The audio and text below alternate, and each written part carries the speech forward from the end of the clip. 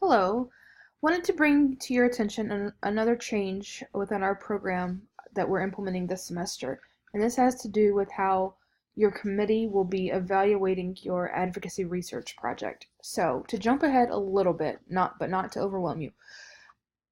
When you begin advocacy research project 2, you will find a mentor in the field, and typically this is someone that works at your center or works where you work or may work in the county that you work at. They need to work in early childhood, and they need to have a minimum of a master's degree. This is somebody that you should bounce ideas off about your project. So it's a good idea if you go ahead and seek that person out now while you're developing your proposal. You can have those conversations, you can get their input, but this will need to be somebody who will commit to be, who will be willing to be on your committee when you take Advocacy Research Project 2 and you do your oral defense.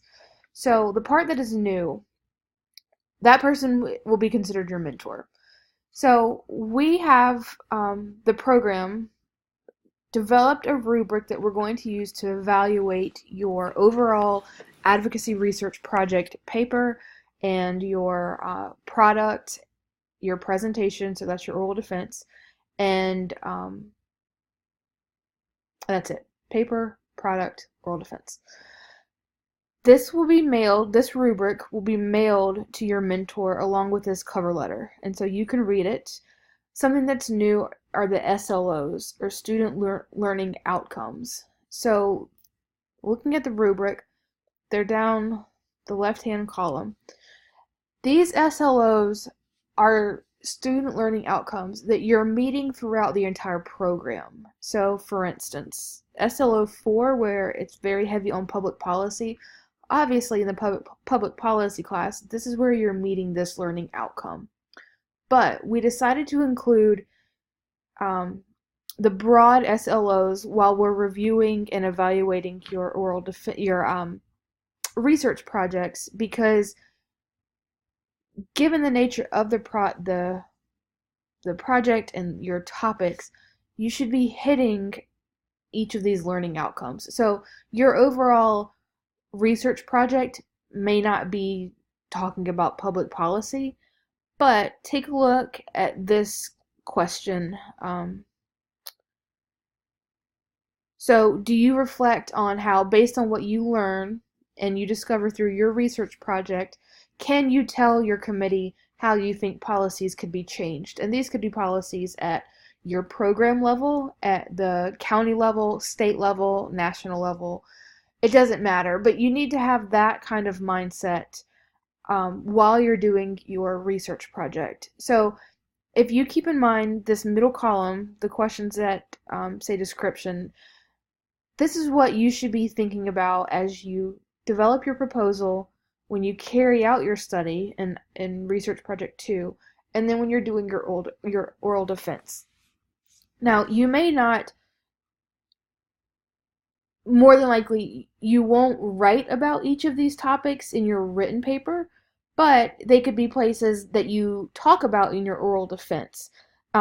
This example that I just talked about, this one about the policy, that would be a good example. So it may not tie in to the proposal that you're developing in this class, but during your oral defense, when you're presenting your work and your findings to um, your committee, you could talk about, okay, here's what I learned and I reflected. Here's how I think policies could be changed or could be strengthened. So just because there are these guiding questions through the middle, that doesn't mean you have to write about each one. So this will be emailed to your mentor when they agree. In Advocacy Research Project 2, I always send uh, a thank you email to all the mentors, thanking them for agreeing to be your mentor and just letting them know what the expectations are of them. And so this will be included, and I'll go into detail for them also. The other piece that's included are leadership essentials. And so these are qualities of leadership that we feel like you should display by the time you leave our program. And your mentor is going to be the one that can evaluate you best on these aspects, since they should be working with you. You should have or not constant, but you should have routine communication with them, and you should be exhibiting these other leadership essentials. Your committee, so it'll be your instructor for Advocacy Research Project 2, and then another member of our program faculty. They may be able to also identify different leadership essentials, but this is really where your mentor plays a big role. The last piece are any additional comments. All the feedback and all the scoring and evaluations will be compiled, and then you will get a copy of everybody's feedback and how they rated you. The reason that we created this is for accreditation.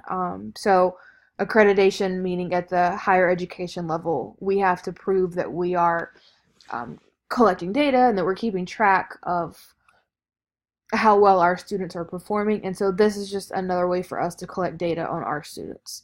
So take a look at this, at the cover letter, and then also the rubric, and just, if you want to print it out or save it, and as you are working through developing your proposal, keeping it in mind, that's fine. If not, we're going to talk about it again in Advocacy Research Project 2. But I just wanted to be upfront and let you know that this is the rubric we'll be using to evaluate your work through Advocacy Research Project 1 and 2. If you have any questions, let me know.